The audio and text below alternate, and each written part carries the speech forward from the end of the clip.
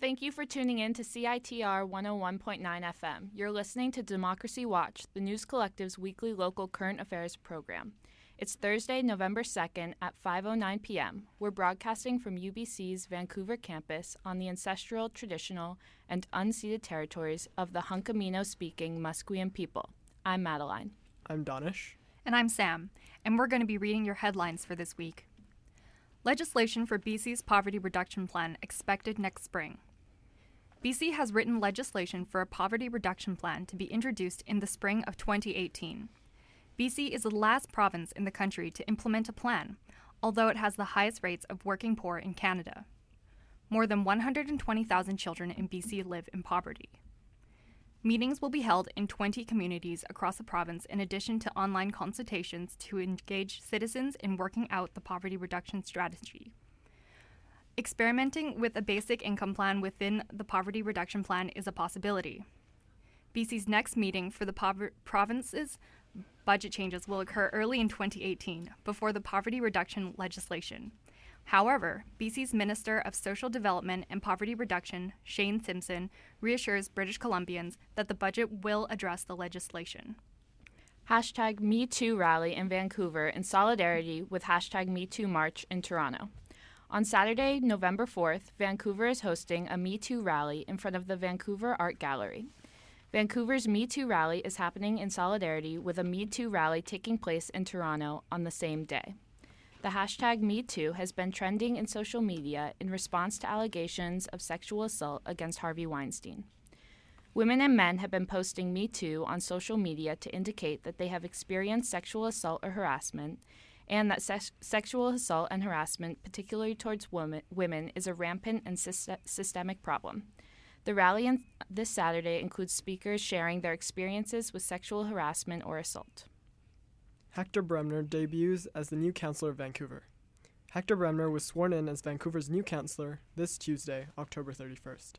The 36-year-old candidate from the Nonpartisan Association took the oath of office in the presence of the rest of the council, his family, friends, school board trustees, and other members of his association. Some of the tasks on his first day involved assessing the progress of a food strategy for Vancouver and the construction of a new senior center adjacent to the Sunset Community Center. Bremner won the October by-election by outperforming 8 candidates and securing 28% of the vote. His campaign focused on facilitating more affordable housing for Vancouver and proposed increasing the use of city-owned land for social and market rental housing and streamlining the building approval process. Vancouver homeowners brace for new fines to discourage leaving properties unoccupied. Homeowners in the city are now risk being fined if they fail to declare whether or not their properties are rented. In order to get homeowners to comply with this mandatory requirement, city staff are recommending a daily penalty of $250 for failure to report. However, a city staff report states that continuing offenses could bring the fine to as high as $10,000 per day. The property status declaration and fine comes against the backdrop of a tax introduced for vacant or underutilized homes last year. Under this taxation, a property left vacant for at least 6 months is subject to a 1% fee of its assessed value. There are over 21,000 vacant homes in Vancouver, according to a 2016 census. Decision on 105 Kiefer Street development postponed. After Monday's City Council hearing went over 8 hours long, Vancouver's Development Permit Board have deferred their decision on the controversial development proposal of 105 Kiefer Street. The city's General Manager of Planning and Urban Design, Gil Kelly, said that the decision was postponed over questions of whether the board should take into account the cultural context of the Chinatown development or only focus on current zoning guidelines. Many in attendance were in opposition of the development proposal, and the meeting was interrupted by a protester close to the end. The proposal has been rejected 5 times in the last 3 years. The board will meet again on November 6th. Vancouver ramps up weather response plan in light of snow forecast. British Columbia transitions into colder and wetter weather, with snowfall expected in the mountains and the city later this week. The city of Vancouver is learning from the last winter when it was greeted by unusual levels of snowfall. Vancouver spent $13.7 million on snow removal and supplies last year, and in July of this year, the city council ramped up the budget from $780,000 to $1.62 million. BC drivers pay the price for previous government's mismanagement. As of Wednesday, standardized basic car insurance in BC has increased by 6.4%. This hike is the first of many to come, as a targeted 9.6% increase is set to come into effect. For drivers, this means they can expect to pay an additional $130 per year once all the increases are in place. According to BC Attorney General David Eby, this hike comes in response to ICBC's largest financial loss in history. Eby blames the previous Liberal government's mismanagement that goes back years, including a 2010 legislation change which allowed the Liberals to take $1.2 billion from ICBC and put it into general revenue. City of Vancouver to apologize to Chinatown for historical discrimination. The Vancouver City Council approved a motion to make a formal apology for historical discrimination against residents of Chinatown. The apology, set for spring of 2018, will officially acknowledge that previous Vancouver City Councils contributed to discrimination against people of Chinese descent through regulations promoting segregation, by lobbying the federal government for discriminatory immigration practices and legislating other prejudice practices. The vote was the result of recommendations that came out of the Historical Discrimination Against Chinese People in Vancouver initiative, which took place between 2015 and 2017. The city also committed to applying to have Vancouver's Chinatown designated as a UNESCO World Heritage Site. Those were this week's headlines from Vancouver and the Lower Mainland. You're listening to Democracy Watch on CITR 101.9 FM. We're going to take a short break and then hear two original news pieces from News Collective members. Both pieces were published last week in the UBC School of Journalism's online publication, The Thunderbird. The first piece is on nanosuites being built on the UBC campus and was reported by Rematullah Sheikh and Jess Mackey.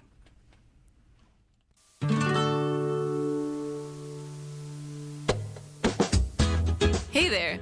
This ad caught your attention. It also caught the attention of the coolest people from Squamish to Bellingham, music fans, students, and members of various cultural communities. If you want your ad to do the same, advertise with CITR and Discorder. If you've got a rad new ad or just something you want to share, whether in print, on air, or online, promote your wares, services, or events with us. Contact us at advertising@citr.ca or call 604-822-4342. Visit citr.ca for rates, information, and packages. This is the end of our ad, and if you're still here, we must be doing something right.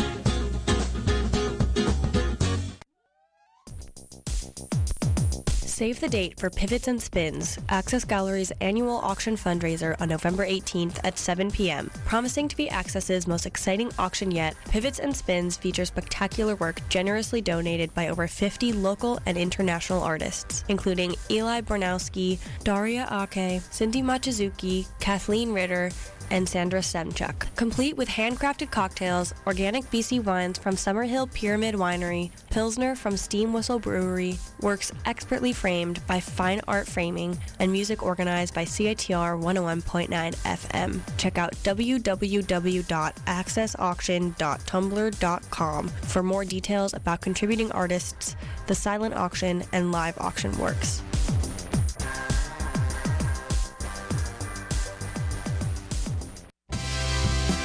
Zine, book, and comic vendors will be gathering at the Gold Corp Center for the Arts on Sunday, November 5th for Broken Pencil's CanZine Vancouver Fair. The event runs from 1 to 7 and admission is free. Visit canzine.ca for more details. And now a message from a very excited radio announcer. Sorry, I mean Just for Laughs. Just for Laughs presents the Alternative Comedy Tour. We gotta get out of here! Featuring star of Silicon Valley, Deadpool, and everything else you like, TJ Miller. You know, I was the star of Yogi Bear 3D, but I don't need to get into that. With special guest, Flight of the Conchords, Reese Darby. I probably shouldn't be doing this. It's a risk. And hosted by Nick Vatterott. The Just for Laughs Alternative Comedy Tour at the Vogue Theater November 17th. On sale now at ticketfly.com. For details, check Metro News or go to hahaha.com/alternative. This has been a message from Just for Laughs Alternative Comedy Tour. Youth for Chinese Seniors is holding a fundraiser to raise $12,000 for a seniors drop-in center in the heart of Chinatown. This organization connects youth and low-income seniors to combat issues of gentrification, racism, and other barriers. Find out more about Youth for Chinese Seniors and donate at youcaring.com/seeds for longevity between now and November 10th.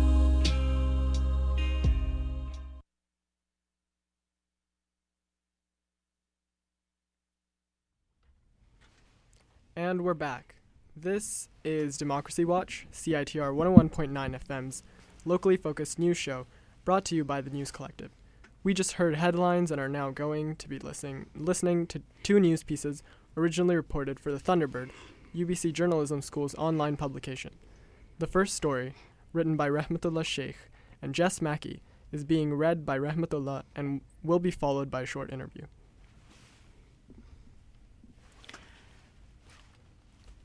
Nanosuites are coming to the University of British Columbia students. Hayley Lewis needed an affordable place to live on her own after moving to Vancouver for grad school. With minimal options, Lewis moved into a 240 square foot studio near campus that cost her $975 a month. She hated it. Lewis, a master's student at the University of British Columbia, complained that the studio she found was very small and not really affordable. Yet, it was the only option she could find within her budget of $900.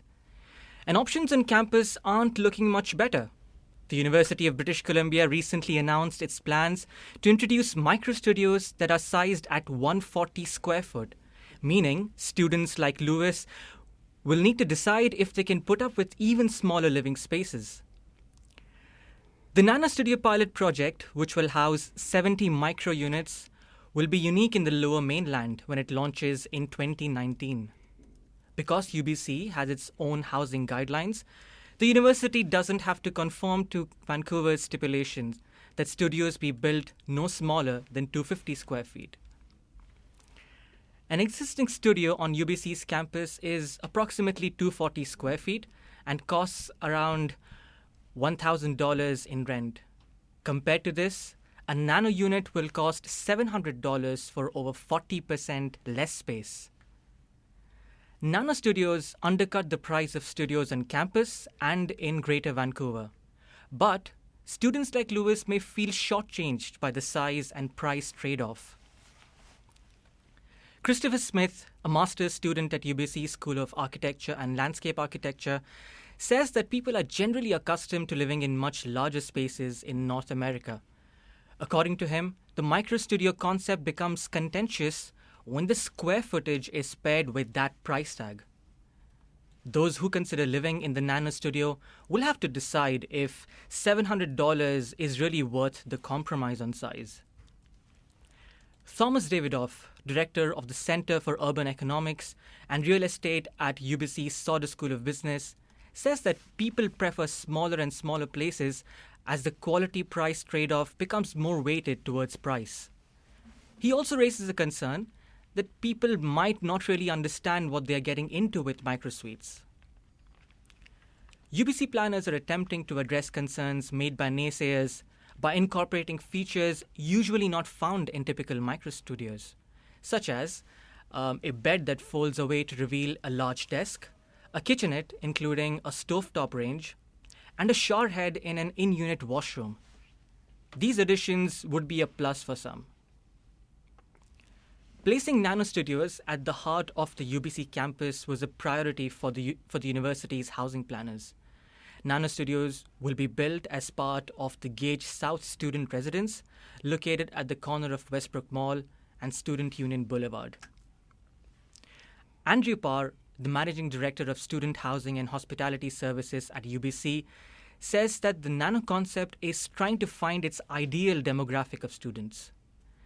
He says that the right kind of student for this project is someone who is very active on campus and utilizes the school's facilities. In contrast, nano studios may not be the right accommodation for those who like spending lots of time alone in their own space, or those who like to study quietly in their room. Parr adds that feedback on nano studios has largely been positive. 82 to 86% of students surveyed thought that the Nano Studio was a good idea and agreed that they would consider living in that space for that price. Davidoff, the professor at UBC Sauder, suggests that compared to other types of tenants, students are more willing to depart with space to live somewhere cheap and convenient. And as for the prospect of micro units expanding beyond the campus, he doesn't know if 140 square feet is sustainable, but he believes it can be. Thank you. No, thank you. I wanted to ask you a few questions that I had. Do you mind? Absolutely. Go ahead. Cool. Could you give us kind of like the highlights or things to note in this story from your perspective? Yeah. There are a few things that I kind of took away from our whole reportage, but the most important aspect for me was that for the first time, students would be questioning if they are the right kind of student to live in a particular accommodation. It's going to be a way more psychoanalysis about their own conveniences and their own profile, and that's the kind of attitude that they'll have to go into while looking for an accommodation on campus or outside. Yeah, that sounds like it changes like a lot of the dynamics of like, you know, the relationships between, I guess, like tenants and like the like landlords, right? Yeah, it absolutely does. I mean, it's not just about if you have the right kind of money to pay for a space. The architecture is changing, the size of homes are changing. So at the same time, you'll have to critically analyze if you are made for the right kind of environment. And that kind of really stood out from this whole story that we were pursuing. Nice. So how did you settle on the story? So I'm a new student, and I remember when I was applying for my accommodation for my residence, this did come up as one of the links, and I just randomly happened to click on it, and it took me to a page which gave me a lowdown on this Nano Studio, which will be coming up in 2019. And I remember also filling in a short little survey that comes up towards the end. So when we had the theme for our Thunderbird, which was living in Vancouver, housing was the first thing that came to my mind. But at the same time, it's so broad, you need to really narrow it down. So I thought Nano Studios was a really good story to pursue. Nice. So what kind of preliminary research did you do for the story? And I guess during the actual reporting of the story? Yeah, so first of all, we had to see how rare and how unique this concept was. Which then took us to the concept of micro studios, which does exist outside in the city. And we had to kind of dig through and see if there are any bylaws that restrict spaces and what was the inspiration behind UBC really unveiling this new concept, which will be unveiled in 2019 rather. Cool. Could you talk to me a little bit about differences between UBC's housing guidelines and the Vancouver guidelines, like more like a comparison and contrast? You kind of like alluded a little bit to that in the article. Yeah, so I'm pretty sure there are quite a few differences, but the one main difference that we were focused on was the space requirement. So the micro unit space requirement, or the limit on how low you can go on the space restriction, is about 240 square feet for the main city. But UBC is not really bound by those legislations, so that was a key difference for us, and I'm sure there would be some other differences if you like dig further in the documents. Cool. So could you talk a little bit about the price quality trade-off that you talked about in the article, kind of like that weighs towards the prices for the apartments rather than like the quality? So yeah, just talk about that and like how students are feeling shortchanged, like the more like the student's personal effect. Yeah, that's an interesting one. So that was what the professor from UBC Sauder, Thomas Davidoff, brought up. Yeah, so traditionally there's always been a price quality trade-off. It's not a new concept. However, when it comes to housing, it's become a little more intense in a way. So you would always try to get the best bargain for the money that you pay. However, when it comes to real estate and housing, it looks like you are really, the trade-off and the gap in the trade-off is really becoming larger.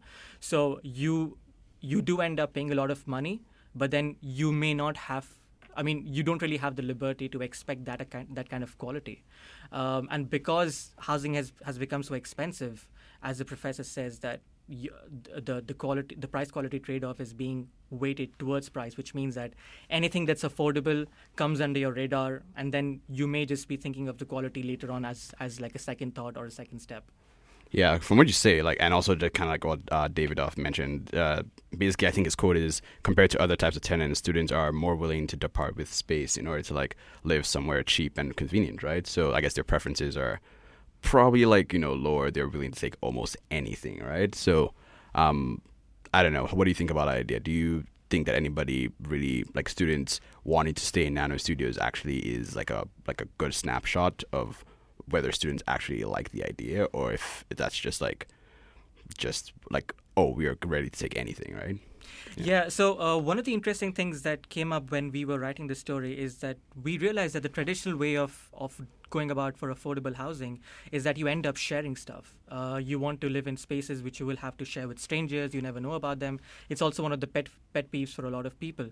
So students are known to depart with space, to depart with privacy to a certain extent, and that's how it's been all along. And which is why he brings up the point that students may just be the right kind of audience because they're used to living in dormitories. They're used to sharing space. So that opposed to Nano Studios, when you have space on your own, but it's just a smaller space, students may just be the right kind of audience for it because they do have a history of living in rather constricted environments. So so that was one of the interesting things that did come up when we were doing the story. Cool, thank you. What effect do you think this has on the housing market, right? Like, so this is a new kind of studio apartment, smaller and I guess cheaper, right? So what effect does it have? Like, I guess there's more supply, right? But yeah, could you like talk a little bit about that? Yeah, the one thing that we were trying to see if this is like a beginning of a new trend in the building of housing, and it's obviously very early to say if this is going to be replicated across and if this is really going to alter the way houses are built, but it does look like the whole price quality trade-off argument is going to be weighted towards price unless there are some really concrete policies that bring down the rental prices. Yeah. So this will, in a way, we think will kind of change the way people are encouraged to approach housing, and we will be looking at smaller spaces, more or less the same prices. So yeah, I think that's how we see it going about. Cool. All right. Thank you for sharing that story with us. We will be taking another short break and then hearing another Thunderbird piece read by UBC Journalism School student and News Collective member Alastair Spriggs. This is Democracy Watch on CITR 101.9 FM. Stay tuned. More news to come.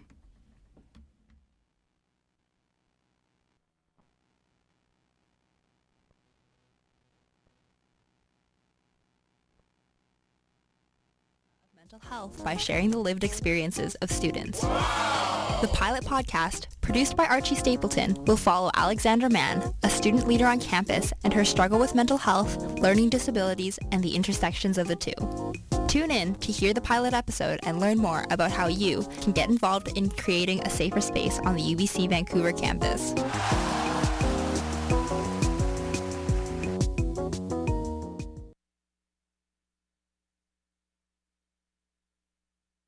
Tired of the gender binary, gender policing, or just want to speak your truth? Join CITR's Gender Empowerment Collective. This group of radio makers is all about centering the voices, issues, concerns, and experiences of women-identified, transgender, intersex, two-spirit, genderqueer, gender nonconforming, non-binary, and gender-fluid folks and allies. Anyone can join, no experience necessary. Like the Gender Empowerment Collective on Facebook or email volunteer@citr.ca. Our show, Babe Waves, airs Thursdays from 5 to 6 and features music, interviews, events, news, commentary, basically anything we care to talk about. See you then.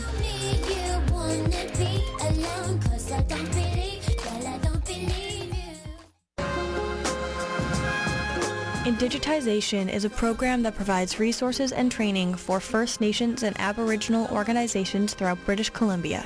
Come out November 24th from 1 to 4 p.m. in room 2311 in the AMS Nest for a 3-hour workshop that will engage participants in a conversation about the unique context of working with Indigenous cultural heritage materials, as well as introduce the tools and equipment necessary to digitize audio cassettes for long-term preservation. Are you in need of any assistance today, sir? No. I could help you cross the street. No. I could help you cross the Tired of the world of no when you have so much to give? CITR and Discord got you with an outlet for all that stuff. Volunteer Wednesdays are back in the CITR Lounge. It's an open house for members like you who are looking to meet cool people and get into the station. Join up, meet some folks, help some causes, or just hang the freak out. At the CITR Discord Lounge from 1 to 3 every Wednesday for food and good times. Well, I gotta help you cross something. The most powerful motivational speeches that I have ever heard came from people who told me I couldn't do something. You know why? Because when they told me I couldn't do it, I was bound and determined to show them that I could. All Access Pass is back for Season 2. We are a collectively run weekly program that discusses equity, inclusion, and accessibility issues on and off UBC's campus, including both visible and invisible disabilities. You can catch All Access Pass every Thursdays from 2 to 3 p.m. Anyone can get involved. No experience is necessary. People of all abilities are welcome to join. Check us out on Facebook at All Access Pass or get involved by emailing accessibilitycollective@citr.ca. We don't need to tell you that Vancouver has a housing problem. Mass evictions. Mass evictions. Unfair rent increases. What happened to rent control and protection from unfair eviction? If these or other housing matters concern you, you may be interested in joining the Vancouver Tenants Union. For more information, visit tenantsunion.ca.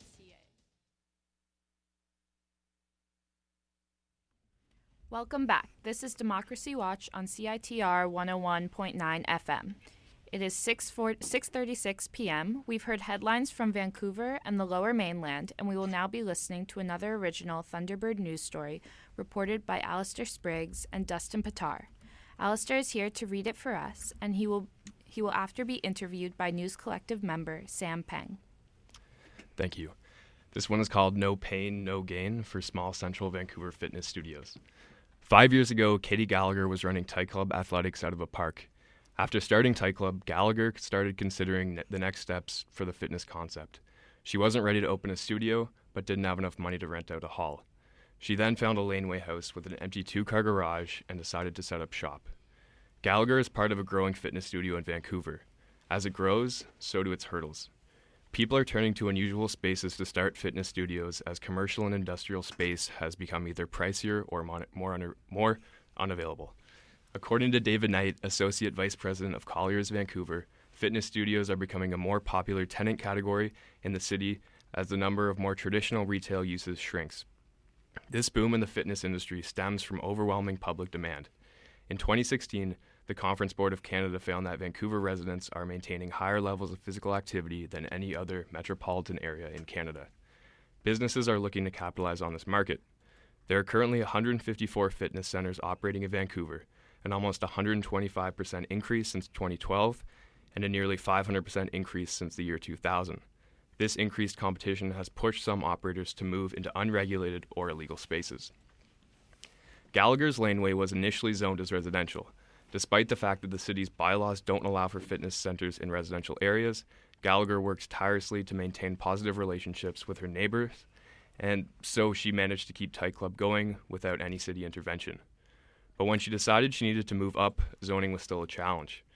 Vancouver's bylaws allow for fitness centers in commercial industrial zones, and historic districts such as Chinatown, but all these zonings have their own obstacles. Frequent noise complaints are a big hurdle when finding a gym location. Gallagher says part of owning a gym involves playing loud music, slamming balls, and doing it all at early times of the day. The obvious locations are industrial spaces away from residents. According to a 2017 Colliers International report, these spaces also rent cheaper than commercial counterparts, with an average net rent of just over $16 per square foot. But unlike Richmond, Vancouver doesn't allow fitness centers in industrial zoned areas. Buildings can be rezoned, but the price starts at nearly $13,000, and vacancy rates hover at 2%. Commercial vacancy rates in the city are higher, at nearly 5%, but they come with a downside. According to real estate firm Cushman and Wakefield, street front lease rates on a popular street like Albany can run as much as $250 per square foot or as low as $20 per square foot in Chinatown. But owners get what they pay for. For Gallagher, now leasing in Chinatown, this means the extra cost of renovating dated spaces. Gallagher said tearing down her Chinatown place during renovations was expensive but fulfilling. Sometimes, though, the costs extend beyond the renovations. In 2017, Nate Robinson, founder of Club Row, moved into the same laneway house Gallagher had years earlier. He turned the vacant space into Club Row, a spinning studio with rowing machines. But on October 11th, the city of Vancouver forced him to shut down the garage studio for time being in violation of residential zoning restrictions. It almost stopped the business, said Robinson.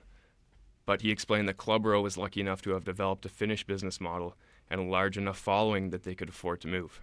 Despite the setbacks, Club Row is already set to reopen in its new location in Chinatown on October 29th. This move places Club Row alongside other successful fitness studios like Tight Club Athletics, which trains over 100 people a day and has collaborated with brands such as Lululemon and Nike. Thanks, Alistair. That was really cool. I actually didn't know that there were fitness studios in people's houses until I read your article. So how did you find out about these fitness studios? So firstly, my partner Dustin, he had been following Tight Club. And then Club Row is kind of affiliated with Tight Club, so he started following them as well. And it turned out that they were operating in this laneway space on Kiefer Street. And then from there, we kind of got contacts through Nate. Nate put us in contact with Katie, and then we kind of found this massive community of fitness studios and boxing gyms that all originated in parks or under bridges, all in the downtown core. Cool. Well, you talk about how these fitness studios manage to rent out what are technically residential spaces, but how do they do it? How do they get around the residential zoning?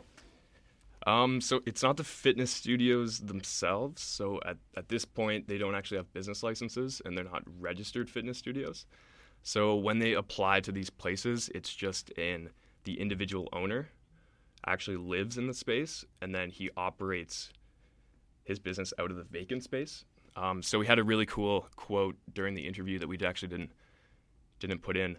But he talked about how it's too expensive of a city not to park on the street, just meaning that people do take advantage of the vacant space that they have because they need to make the most to afford to live there.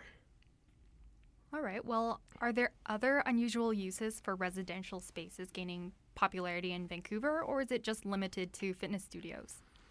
It's definitely not just fitness studios. The narrative of businesses originating out of residential property is quite well known. Lululemon started in a garage in Kitsilano. And just on this street, on this block that we were on Kiefer Street, there was a carpenter, an artist, and someone operating a clothing company just in a span of 10 houses on this one street. So people are innovative and they find ways to make their business work. I didn't know Lululemon actually started out as someone's garage. I remember in your article you mentioned that these small fitness studios actually partner up with brands like Lululemon and Nike. Is that why? Yeah, Lululemon, I guess being based out of Kitsilano, it partners with a lot of smaller fitness studios that promote community. And I think just the aspect and the community aspect of these small studios just resonates well with Lululemon. Good publicity and connections to have. Okay. Well, why set up shop in Vancouver and not in the suburbs where leasing or renting would be more affordable? So leasing and renting in Burnaby, Richmond, they're all quite similar prices. They're all extremely high. The big thing with fitness studios is accessibility. They want to be close to public transport hubs. And I think a lot of these gyms, at least that we talked to, a few of them actually did a lot for lower income. They had lower income programs. So they wanted to be based near the east side, just so they could facilitate to that population. I think it's really just accessibility. Okay, so in that case, who's the target market that is driving the fitness studio industry? I mean, the target market is kind of iffy because they are such small studios and because rent is expensive. Like I've said, it does cost more to be a part of these small fitness studios. Just like CrossFit, it actually takes up more square footage for somebody to do all the compounded dynamic exercises. So it is more expensive, and they do kind of cater to more higher classes. But it's mainly just gaining that link between wanting to work out and actually doing it in an environment that's rich and fulfilling, and that you have a community to back you up, because a lot of these are group workout, and that's what you have with boutique fitness studios and these small startups that are coming in that are really innovative, and they have art and culture and fitness all mixed into one. So yeah, it's really, I mean, hipsters are big on this trend, but I think people just looking for a different sort of workout that don't want to go to a Steve Nash and work out by themselves. Okay, and is this target market, looking for a certain kind of fitness studio that might be gaining popularity? For example, maybe like dance or kickboxing or weightlifting? I mean, definitely all of them are popping up. A lot of the ones that we encountered were kind of like rhythmic.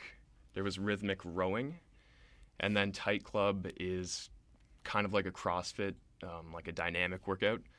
And then we also came in contact with Eastside Boxing and All Star Athletics, which are two kickboxing gyms that actually started in a park. So yeah, there's just so much room for different sorts of exercise and different alternatives to just lifting weights that are emerging in the city. All right, well, what do these small studios offer that larger and more established studios don't? Definitely the community feel, the motivational factors. It's a lot easier to make friends at these gyms because you're working together. You're doing synchronized workouts. Like CrossFits, they have WODs, so everyone's doing the same thing, and you're all pushing each other. And it really is just a more intimate feel. And I think that really caters to how people want to be motivated, and people need a community to make changes. With that in mind, do you think the future of fitness in Vancouver is in smaller studios then? I certainly hope so. As the trends are going, it's looking like it is. And yeah, I definitely hope so. I know that a bunch of Steve Nash Fitness has just opened up actually in the city. But I hope that people do support more smaller studios because they're resilient and they work very hard to start up, and they have all of these challenges that they have to face. So I highly encourage it. Wow, thanks for that. That was a good answer. Thank you. That was Democracy Watch for Thursday, November 2nd. It's 6 p.m. and you're tuned into CITR 101.9 FM. Please tune in again next Thursday from 5 to 6 p.m. to hear local current affairs coverage from Vancouver and the Lower Mainland. Thanks for listening and have a wonderful weekend. You're biking. Oh no! Something broke and you need it fixed, or you need to learn how to fix it, and the AMS Bike Co-op and Bike Kitchen have been there for you. And now is your chance to be there for them. Come out November 10th to GAM Gallery at 110 East Hastings from 7 p.m. to midnight for Pedaling Art, their second annual fundraiser and bike art auction in collaboration with Our Community Bikes. So share the love. Make it out.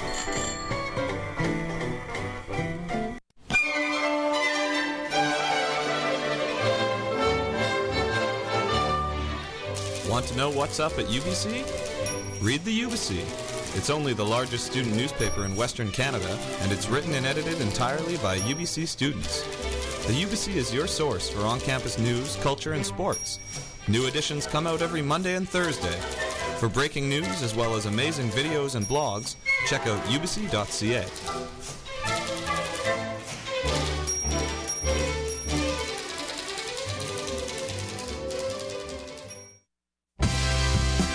Zine, book, and comic vendors will be gathering at the Gold Corp Centre for the Arts on Sunday, November 5th for Broken Pencil's CanZine Vancouver Fair. The event runs from 1 to 7 and admission is free. Visit canzine.ca for more details.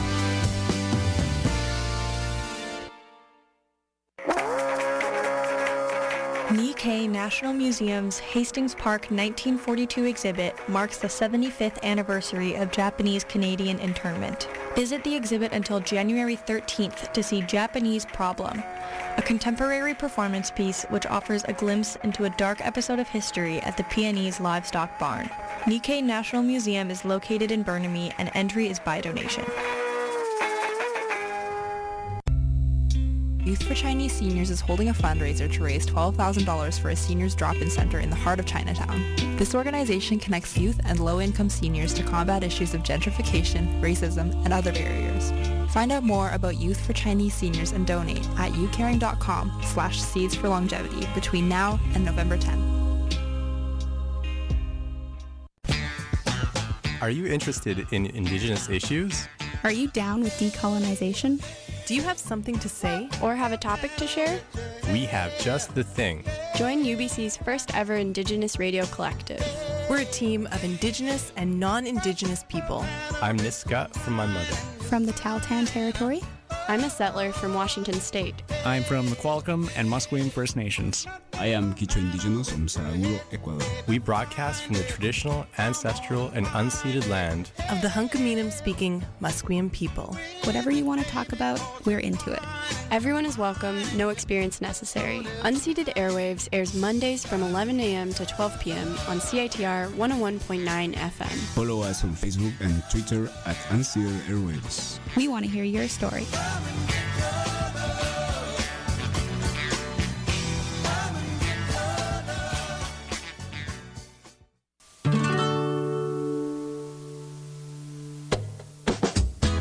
Hey there! This ad caught your attention. It also caught the attention of the coolest people from Squamish to Bellingham, music fans, students, and members of various cultural communities. If you want your ad to do the same, advertise with CITR and Discorder. If you've got a rad new ad or just something you want to share, whether in print, on air, or online, promote your wares, services, or events with us. Contact us at advertising@citr.ca or call 604-822-4342.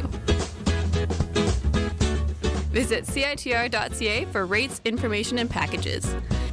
This is the end of our ad, and if you're still here, we must be doing something right.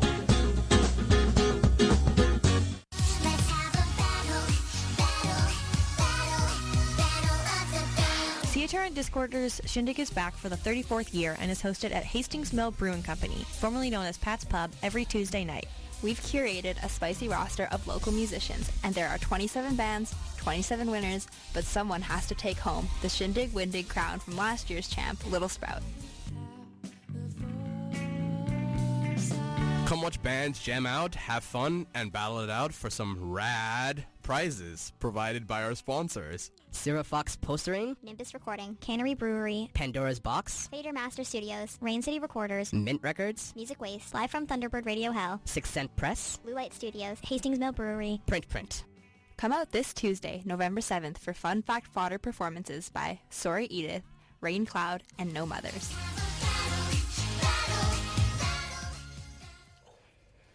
So that was Democracy Watch on CITR 101.9.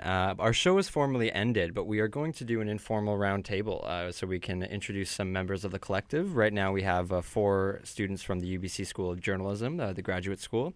I'm one of them. My name is Ryan Jones, and who do we have here? Yeah, hi there. My name's Jamuna Gale Tamang. A lot of people get my name wrong anyway, so I'm just going to give it a try. It's Rahmatullah Sheikh. And I'm Alistair Spriggs. All right. So, we've all been studying journalism at the UBC School of Journalism for the last 2 months. And so I just wanted to see, what inspired us all to come here. Jamuna, how would we start with you? Yeah, well, I guess one of the cool things about journalism school is that it attracts a pretty wide variety of people. And that was probably the most exciting thing about kind of coming into classroom and meeting everyone.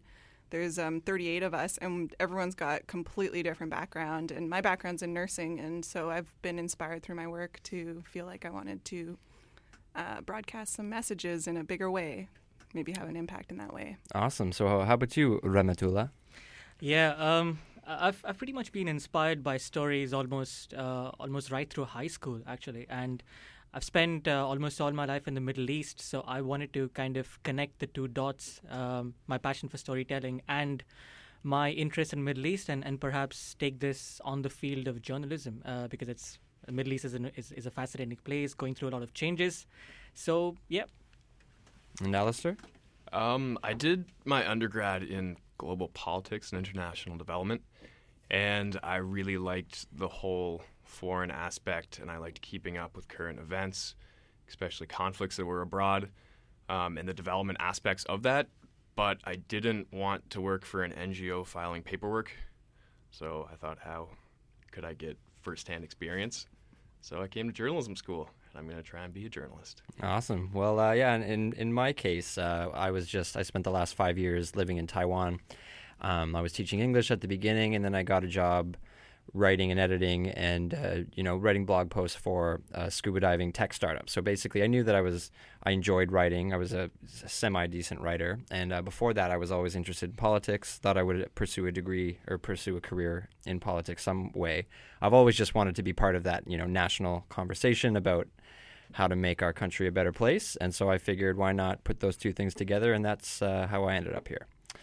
So next, how about we just talk quickly about the type of journalism that we're hoping to practice one day, and if someone was going to pay you to do the stories that you wanted to tell, what stories would you tell, Ramatullah? Yeah, I think I've pretty much narrowed down the medium of storytelling to either radio, which we are using right now, or broadcast journalism, that's TV. And if there's really someone out there who's willing to pay me for the stories, which could be very rare, I would really want to try to look beneath the political rhetoric that's around conflict zones and really just try and mine the human stories, because those things often get neglected. And in a way, these are also excellent ways of building bridges and bridging understandings. So that's the kind of storytelling that I'd want to do. Really deep dive into human emotions, and see things beneath the surface. And Alistair, how about you? I definitely want to focus on video documentation and more feature-related stories, investigative. War zones, politics, just exciting stuff. But in the meantime, I would love to write for King Snow. It's a snowboard publication. Hopefully they're listening right now. Or maybe become a correspondent for World Surf League, travel the world. I think that would be pretty cool. All right, and how about you, Jamuna? Yeah, well, investigative journalism definitely interests me the most, and I would just lean towards social justice. And since I've been in school, actually, I've just realized how much environmental justice is embedded in social justice, and the way that people, their health, just socially, is actually completely linked to the environment and how the environment's doing. So, yeah, that's what I'm interested in. That's great. And I guess for me, I'm really interested in state overreach, and when the government, we have a social contract here where we give up some of our freedoms for the government to then, regulate our society, and they often misuse their power. And so I'm hoping to use, the skills I learned through the school to hold them to account. All right, I think that's all for today, and hopefully we have several other members of our news collective, and hopefully you'll get to meet them next week. So that was Democracy Watch on CITR 101.9. FM, broadcasting to you from the unceded territories of the Musqueam people.